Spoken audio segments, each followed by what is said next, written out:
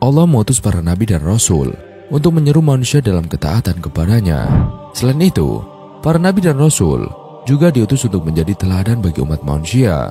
Dan salah satu nabi yang dapat menjadi panutan perihal kesabaran saat menghadapi ujian adalah Nabi Ayub alaihissalam. Bagaimanakah kisahnya? Simak video kali ini sampai habis. Nabi Ayub alaihissalam hidup pada tahun 1420 sampai 1540 sebelum Masehi. Beliau berasal dari Romawi. Beliau diutus oleh Allah untuk menyeru kaumnya, yaitu masyarakat di daerah Huran atau sekitar Yordania dan Syria, agar menyembah Allah. Sebelum ujian kesabaran menimpanya, Nabi Ayub diberikan limpahan karunia nikmat oleh Allah. Beliau dikaruniai badan sehat dengan wajah yang rupawan. Beliau juga diberi anugerah berupa anak-anak keturunan yang baik dan seorang istri yang setia. Menurut pendapat ulama yang paling populer, nama istri Nabi Ayub alaihissalam adalah Rama binti Afraim bin Yusuf bin Yakub. Di sisi materi, Allah pun memberikan harta yang melimpah sehingga Nabi Ayub menjadi seorang yang kaya raya. Tak hanya berupa uang, harta tersebut juga mewujud dalam bentuk tanah dan bangunan yang luas di daerah Batsnia atau salah satu wilayah dari negeri Huran. Beliau juga memiliki bermacam binatang ternak dalam jumlah yang sangat banyak, hingga tidak ada orang yang bisa menandinginya. Binatang ternak tersebut berupa unta, sapi, kuda, keledai, dan juga kambing. Dengan banyaknya nikmat yang telah Allah berikan, Nabi Ayub pun rajin bersyukur. Beliau menjadi seorang hamba yang bertakwa dan juga menyayangi sesama.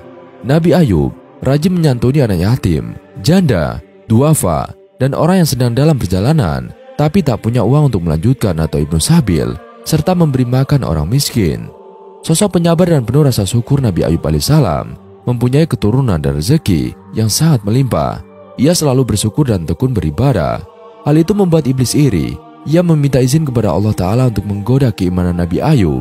Namun, apa yang akan dilakukan iblis kepada Nabi Ayub alaihissalam? Apakah iblis berhasil menggoda keimanannya? Nabi Ayub alaihissalam disebutkan Allah bersama para nabi lainnya pada Al-Quran, surat An-Nisa ayat 163.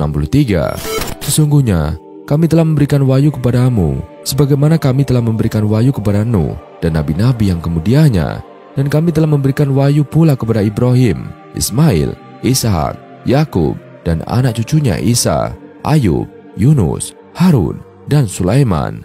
Dan kami berikan Zabur kepada Daud. Kemudian Allah menceritakan tentang ujian yang diberikan kepada Ayub dan bagaimana beliau bersabar menghadapinya. Sebagaimana firman Allah Ta'ala di dalam surat Shad ayat 41-44. Dan ingatlah akan hamba kami Ayub ketika dia menyeru Tuhannya, sesungguhnya aku diganggu setan dengan penderitaan dan bencana. Allah berfirman, hentakkanlah kakimu, inilah air sejuk untuk mandi dan untuk minum. Dan kami anugerahi dia dengan mengumpulkan kembali keluarganya, dan kami lipat gandakan jumlah mereka sebagai rahmat dari kami dan pelajaran bagi orang-orang yang berpikiran sehat. Dan ambillah seikat rumput dengan tanganmu, lalu pukullah dengan itu, dan janganlah engkau melanggar sumpah. Sesungguhnya kami dapati dia atau Ayub seorang yang sabar. Dialah sebaik-baik hamba. Sungguh dia sangat taat kepada Allah.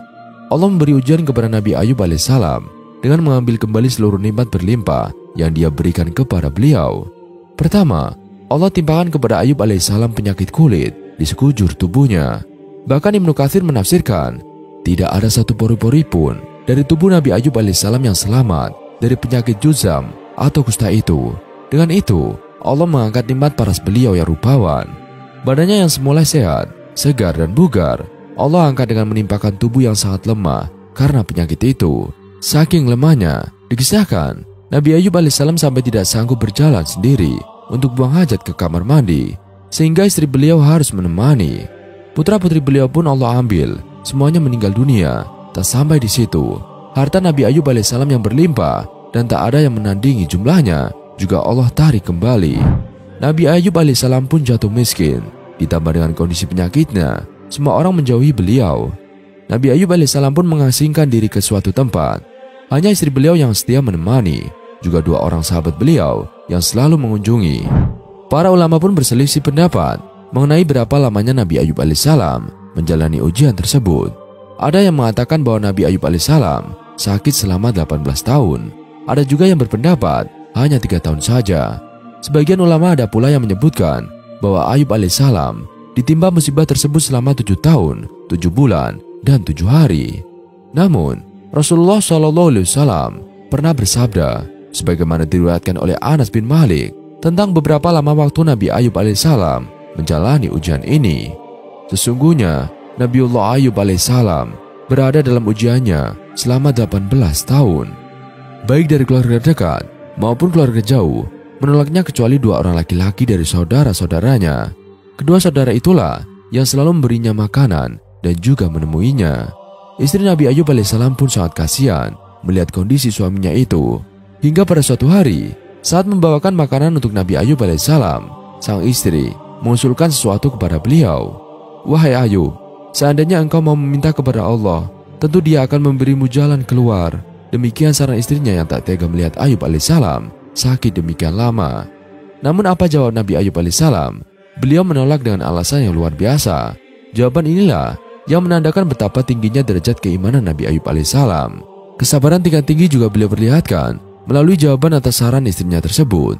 "Aku telah diberi kesehatan selama 70 tahun. Sakit ini masih derita sedikit yang Allah timpakan, sampai aku bisa bersabar sama seperti masa sehatku, yaitu 70 tahun. Demikian jawaban Nabi Ayub alaihissalam. Jawaban tersebut juga sekaligus menjadi penegas bahwa hati beliau sama sekali tidak terpengaruh dengan ujian dahsyat yang ditimpakan Allah. Kedua sahabat yang masih setia mengunjungi dan membawakan makanan pun khawatir akan ujian yang menimpa Nabi Ayub alaihissalam. Terbesit dalam benak salah satu di antara keduanya bahwa ujian Nabi Ayub alaihissalam mungkin disebabkan karena dosa besar yang pernah beliau perbuat. Kegundahan itu pun disampaikannya kepada sahabat yang lain. Kemudian sahabat ini menyampaikannya kepada Nabi Ayub alaihissalam. Ketika mendengarnya, beliau sempat sedih. Tetapi beliau Nabi Ayub alaihissalam kemudian menceritakan kondisinya secara terbuka dan menampik prasangka itu. Walaupun ditimpa berbagai musibah, dimulai dari kematian anak-anaknya, hilang seluruh harta benda, penyakit yang tak kunjung sembuh, Nabi Ayub alaihissalam justru menghadapi semua itu dengan penuh kesabaran. Cerita lengkap dari kisah Nabi Ayub alaihissalam bisa sahabat temukan pada buku kisah abadi Nabi Ayub alaihissalam. Dan sahabat, inilah kisah Nabi Ayub alaihissalam saat lulus ujian dan diberi hadiah melimpah dari Allah. Karena kesabaran Nabi Ayub alaihissalam yang luar biasa saat menjalani ujian tersebut, Allah pun menunjukkan jalan keluar. Allah menceritakan hal tersebut pada Al-Quran Surat Al-Anbiya ayat 83 sampai 84. Dan ingatlah kisah Nabi Ayub alaihissalam ketika dia berdoa kepada Tuhannya, "Ya Tuhanku, sungguh aku telah ditimpa penyakit, padahal Engkau Tuhan yang Maha Penyayang dari semua yang penyayang." Maka kami kabulkan doanya, lalu kami lenyapkan penyakit yang ada padanya, dan kami kembalikan keluarganya kepadanya, dan kami lipat gandakan jumlah mereka sebagai suatu rahmat dari kami, dan untuk menjadi peringatan bagi semua yang menyembah kami. Kisah tersebut sama dengan firman Allah Ta'ala pada surah Shad ayat 41 sampai 44. Allah mewahyukan kepada Ayub alaihissalam untuk menghentakkan kaki beliau ke tanah. Kemudian dari sanalah Allah pancarkan mata air yang sejuk. Nabi Ayub alaihissalam pun bergegas mandi di mata air tersebut hingga sembuhlah penyakit kulit dari badan beliau. Allah juga memerintahkan kepada Nabi Ayub alaihissalam untuk minum dari mata air tersebut. Kesejukan airnya kemudian mampu membasuh batin Nabi Ayub alaihissalam sehingga beliau kembali sehat bugar lahir dan batin. Kekuatannya pun kembali pulih, bahkan seperti tidak pernah sakit. Saat beliau hendak menemui istrinya, sang istri sempat tidak mengenali Nabi Ayub alaihissalam. Walaupun Nabi Ayub alaihissalam tampak sama seperti saat beliau sehat dulu.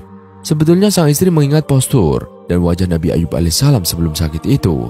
Akan tetapi, dalam bayangan istri Nabi Ayub alaihissalam, beliau masih lemah dan berpenyakit kulit, sehingga ia tidak menyangka bahwa sang suami akan sembuh lebih cepat.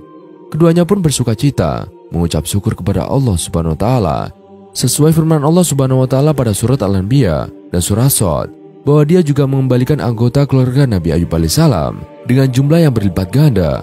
Harta Nabi Ayub alaihissalam juga Allah kembalikan lagi sebagai hadiah atas keriduan beliau menjalani ujian. Dalam beberapa riwayat dikisahkan, untuk mengembalikan harta kekayaan Nabi Ayub alaihissalam, Allah mengirimkan 2 awan.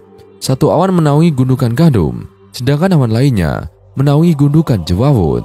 Awan yang menaungi gundukan gandum tersebut mengeluarkan hujan emas, sementara awan yang menaungi jewawut mengeluarkan perak. Dengan demikian, harta Nabi Ayub alaihissalam pun kembali melimpah. Dalam versi yang lain, dikisahkan bahwa Nabi Ayub alaihissalam memiliki 2 peti, satu peti tempat menyimpan gandum dan satu lagi tempat menyimpan jewawut. Allah mengirimkan kedua awan untuk menghujani peti gandum dengan emas hingga luber. Awan yang satu lagi mengguyurkan perak ke peti jewawut hingga meluap pula. Tak sampai di situ, Allah juga mengembalikan kekayaan Nabi Ayub alaihissalam dengan cara yang lain. Dalam hadis riwayat Bukhari dan Nasa'i dari Abu Hurairah, Rasulullah bersabda, manakala Ayub sedang mandi telanjang, sekelompok belalang dari emas jatuh kepadanya, maka Ayub memunguti dan menyimpan belalang itu di bajunya. Tuhan memanggilnya, "Wahai Ayub, bukankah aku telah membuatmu kaya seperti yang kamu lihat?" Ayub menjawab, "Benar ya Robbi, akan tetapi aku selalu memerlukan keberkahanmu." Kisah Nabi Ayub alaihissalam kepada kaumnya dan juga ketabahannya atas penderitaan yang diberikan Allah juga diceritakan pada seri kisah Nabi Rasul yang kesabarannya dipuji Allah, sahabat. Dan inilah sumpah Nabi Ayub alaihissalam. Di dalam surah Shad ayat 44, Allah berfirman, "Dan ambillah seikat rumpu dengan tanganmu, lalu pukullah dengan itu, dan janganlah engkau melanggar sumpah. Sesungguhnya kami dapati dia atau Ayub, seorang yang sabar. Dialah sebaik-baik hamba. Sungguh, dia sangat taat kepada Allah." Sumpah yang Allah maksud pada ayat tersebut adalah nazar Nabi Ayub alaihissalam ketika beliau sakit. Nabi Ayub alaihissalam sempat mengucap nazar untuk memukul istrinya saat itu, lantaran sang istri melakukan perbuatan yang tidak berkenan di hati beliau. Ada beberapa versi cerita tentang kesalahan istri Nabi Ayub alaihissalam tersebut. Versi yang pertama diceritakan bahwa setelah Nabi Ayub alaihissalam jatuh miskin dan sakit-sakitan, sang istri harus bekerja untuk memenuhi kebutuhan mereka berdua. Sang istri pun bekerja di rumah orang lain. Suatu hari, sang istri terlambat pulang ke rumah sehingga Nabi Ayub marah. Akhirnya beliau mengucapkan sumpah tersebut. Versi cerita yang lain, Nabi Ayub alaihissalam marah karena sang istri menjual tali pengekang kuda mereka, dan hal tersebut terpaksa dilakukan istri beliau karena tidak memiliki cukup uang untuk membeli makanan. Akhirnya tali pengekang tersebut dijualnya untuk membeli roti. Setelah sembuh dan sehat kembali, Ayub alaihissalam teringat kembali akan nazar beliau kepada Allah tersebut. Namun beliau tak tega memukul istrinya yang telah sepenuh hati merawat Nabi Ayub alaihissalam saat sakit. Akan tetapi, beliau juga harus menunaikan nazarnya. Akhirnya Allah memberikan solusi yang mudah. Allah mewahyukan kepada Nabi Ayub alaihissalam untuk mengambil seikat batang gandum dan memukulkan ke istrinya satu kali. Dengan demikian, telah tertunaikan nazar Nabi Ayub alaihissalam. Kisah tersebut pun menjadi dasar untuk memberikan hukuman kepada mereka yang berbuat dosa. Menurut pendapat Imam Ahmad, memukul seorang pendosa yang terancam hukuman itu diperbolehkan. Misalnya, memukul seorang pezina dan orang yang menuduh tanpa bukti yang valid. Mereka boleh dipukul seperti cara Nabi Ayub alaihissalam memukul istri beliau. Hal tersebut dilakukan agar si pendosa tidak celaka setelah dipukul. Pada masa Rasulullah SAW, hukuman seperti itu juga pernah dipraktikkan. Beliau pernah memerintahkan kepada para sahabat untuk menghukum seorang laki-laki sakit yang berzina. Rasulullah menyeru para sahabat untuk memukul si lelaki tadi dengan satu janjang kurma. Dalam satu janjang tersebut terdapat 100 cabang. Dengan demikian, satu pukulan saja sudah melaksanakan hukuman tersebut. Sahabat, inilah kisah Nabi Ayub alaihissalam yang ada di dalam Bible. Kisah Nabi Ayub alaihissalam dalam Bible terdapat pada kitab Ayub yang terdiri dari 42 pasal, di mana masing-masing pasal memiliki jumlah ayat yang berbeda-beda. Ada yang 18, 22, 26, 30, 37, dan sebagainya. Pasal 1-3 mengisahkan tentang kesalahan Ayub alaihissalam yang dicoba. Lalu pasal 4-31 mengenai percakapan Ayub dengan sahabat-sahabatnya, dan pasal 38-42 merupakan pasal yang berisi jawaban Tuhan kepada Ayub mengenai semua pertanyaan dan juga percakapan yang telah dibicarakan dengan ketiga sahabatnya. Dalam Bible dikisahkan, Nabi Ayub alaihissalam memiliki 3 sahabat yang senantiasa menemaninya melewati masa-masa sulit. Ketiga orang tersebut adalah Elifas orang Teman, Bildad orang Suah, serta Zofar orang Nama. Dalam Bible setidaknya ada beberapa inti kisah Nabi Ayub alaihissalam sebagai berikut. Pertama, Nabi Ayub alaihissalam adalah Nabi soleh yang diberi cobaan oleh Allah Ta'ala. Dan dalam pasal 1-2 dikisahkan mengenai kesolehan Ayub alaihissalam yang membuat iblis meminta kepada Tuhan untuk menguji kesolehan Ayub dengan penderitaan yang berupa penyakit langka, dan hal itu membuat semua orang yang di sekitarnya menjauhinya. Kedua, menjelaskan kemuliaan Ayub alaihissalam sebelum ditimpa musibah. Pasal 29, Ayub menguraikan kemuliaan yang dahulu ia dapat. Dalam Bible dilukiskan bahwa ketika melangkah keluar gerbang kota, maka tempat duduk untuknya telah disediakan. Para pembesar berhenti bicara dan menutup mulut mereka dengan tangan. Apabila mata melihatnya, maka ia dipuji atas segala tindakan yang telah dilakukannya. Orang menantikan aku seperti menantikan hujan, dan menandakan mulutnya seperti menada hujan pada akhir musim. Ayat 23. Banyak orang yang menantikan Ayub seperti menanti hujan. Ayub juga menentukan jalan dan duduk sebagai pemimpin dengan mereka. Ketiga, Ayub selalu berkeluh kesah dan memprotes Allah atas cobaan dan kesengsaraan yang diterimanya, bahkan menyesali hingga mengutuki kelahirannya. Pasal 3 ayat 11-13. Mengapa aku tidak mati waktu aku lahir, atau binasa waktu aku keluar dari kandungan? Mengapa pangkuan menerima aku? Mengapa ada buah dada sehingga aku dapat menyusu? Jikalau tidak, mungkin aku sekarang berbaring dan tenang. Aku tertidur dan mendapat istirahat. Pasal 30 menceritakan kesengsaraan. Pasal 30 menceritakan kesengsaraan yang dialami oleh Ayub. Tetapi sekarang aku menjadi sajak sindiran dan ejekan mereka. Mereka mengejikan aku, menjauhkan diri daripadaku. Mereka tidak menahan diri meludahi mukaku, karena tali kemahku telah dilepaskan oleh Allah dan aku direndahkannya, dan mereka tidak mengekang diri terhadap aku. Ayat 9-11. Ketika Ayub berseru minta tolong kepadanya, tidak mendapat jawaban, dan ketika berdiri menanti juga tidak dihiraukan olehnya. Ayub melewati hari-harinya dengan sedih dan tidak terhibur. Kulitnya menjadi hitam dan mengelupas dari tubuhnya. Tulang-tulangnya juga mengering karena demam. Dalam hal ini, Ayub tetap mengaku tidak bersalah, seperti yang terdapat pada pasal 31. Ayub mengakui bahwa dirinya selama ini telah melakukan banyak hal yang menguntungkan khalayak ramai. Jikalau ia mengingkari Allah, maka hal tersebut pantas untuk dihukum. Tetapi pada kenyataannya, ia tidak melakukan hal tersebut. Hal buruk yang menurutnya tidak sesuai dengan penderitaan dan kesengsaraan yang dialaminya. Pasal ke-10 berisi pertanyaan atau protes Ayub tentang maksud Allah memberinya penderitaan. Pada ayat yang ke-6 dan ayat 7, Ayub berkata, sehingga engkau mencari-cari kesalahanku dan mengusut dosaku, padahal engkau tahu bahwa aku tidak bersalah dan bahwa tiada seorang pun dapat memberi kelepasan dari tanganmu. Kemudian pada ayat 20-22, Ayub kembali bertanya atau protes dan mengajukan permohonan atau menuntut kepada Allah. Bukankah hari-hari umurku hanya sedikit? Biarkanlah aku, supaya aku dapat bergembira sejenak sebelum aku pergi dan tidak kembali lagi ke negeri yang gelap dan kelam pekat, ke negeri yang gelap gulita, tempat yang kelam pekat dan kacau balau, di mana cahaya terang serupa dengan kegelapan. Keempat, selama sakit, Ayub selalu ditemani oleh 3 orang temannya, yakni Elifaz, Bildad, serta Zofar. Pada pasal 4-31 menceritakan percakapan Ayub dengan sahabat-sahabatnya. Di antaranya pernyataan Elifaz yang menegur Ayub, sesungguhnya berbahagialah manusia yang ditegur Allah. Sebab itu, janganlah engkau menolak didikan yang maha kuasa, karena dialah yang melukai, tetapi juga yang membebat.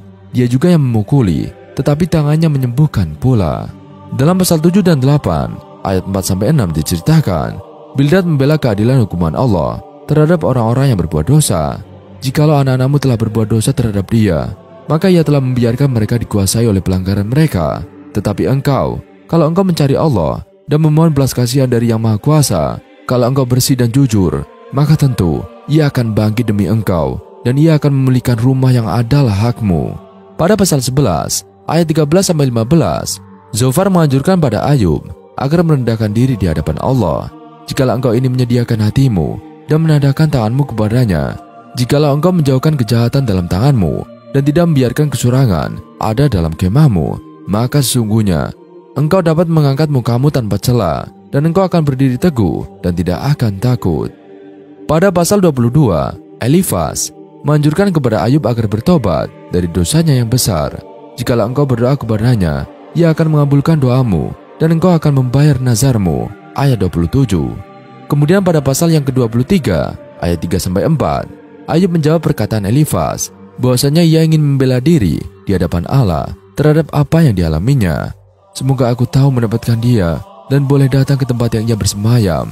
Maka akan kupaparkan perkaraku di hadapannya dan kupenuhi mulutku dengan kata-kata pembelaan.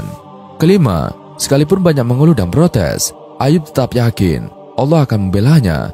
Meskipun cobaan yang diberikan kepadanya amatlah pedih, sampai orang-orang yang hidup di sekitarnya menjauhinya, bahkan sampai kulit tubuhnya rusak tanpa daging pun. Ayub yakin dan akan melihat sendiri Allah akan tetap memihak kepadanya.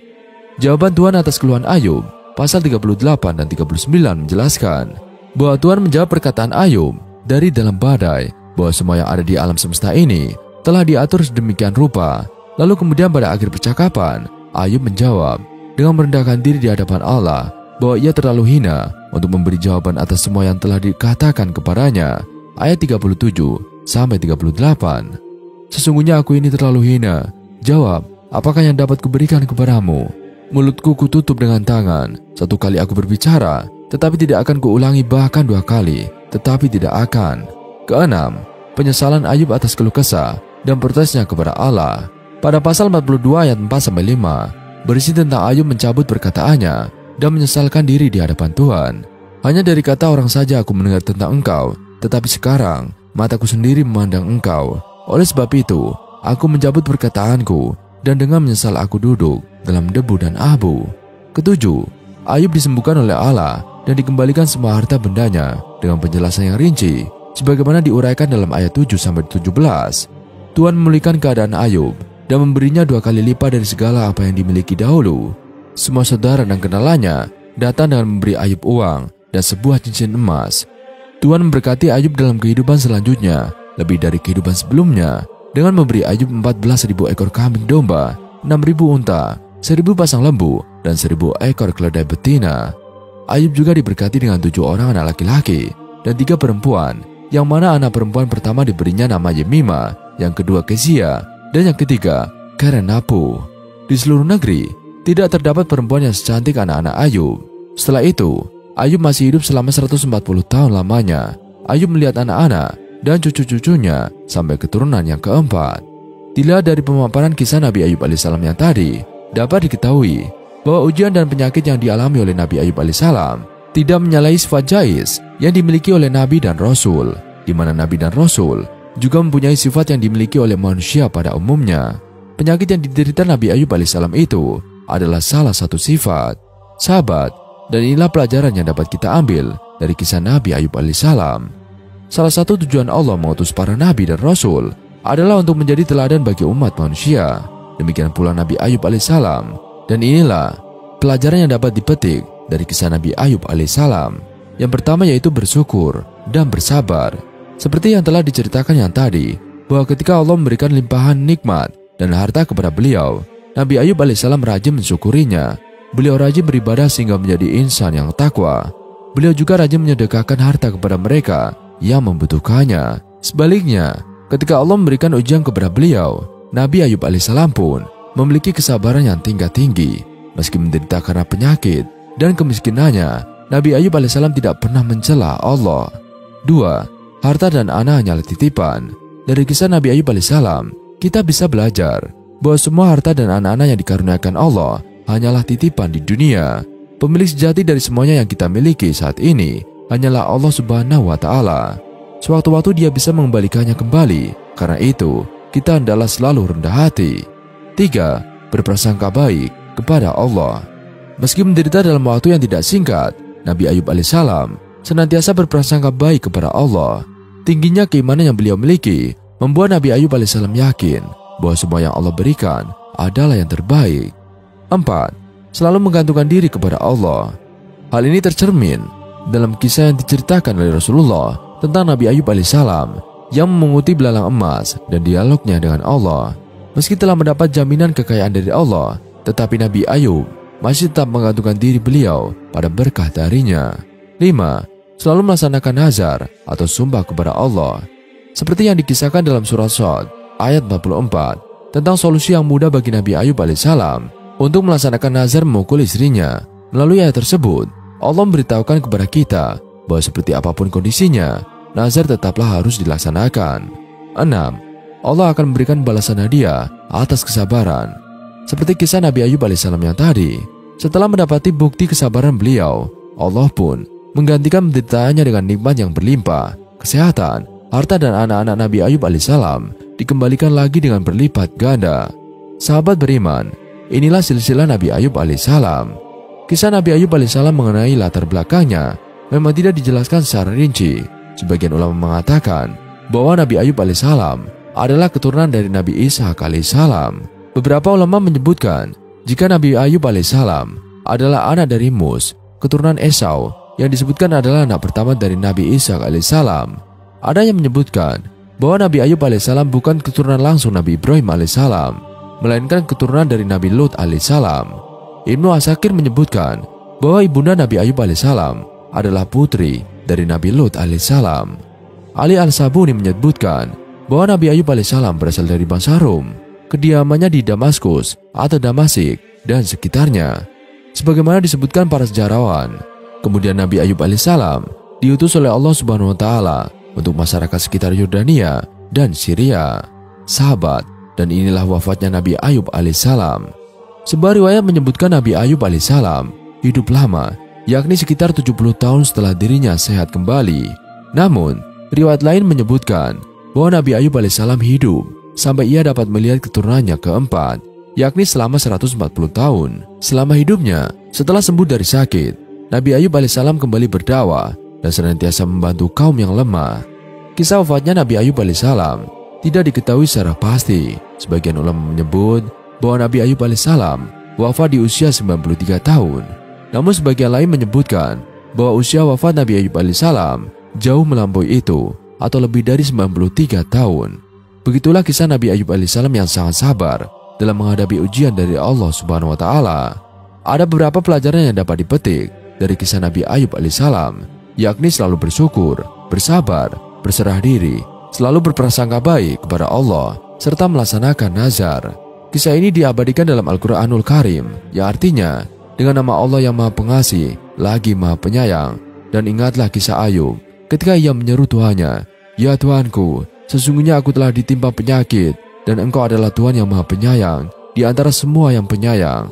Maka kami pun memperkenankan suruhannya itu, lalu kami lenyapkan penyakit yang ada padanya, dan kami kembalikan keluarganya kepadanya, yang seperti mereka bersama mereka, sebagai suatu rahmat dari sisi kami, dan untuk menjadi peringatan bagi semua yang menyembah Allah.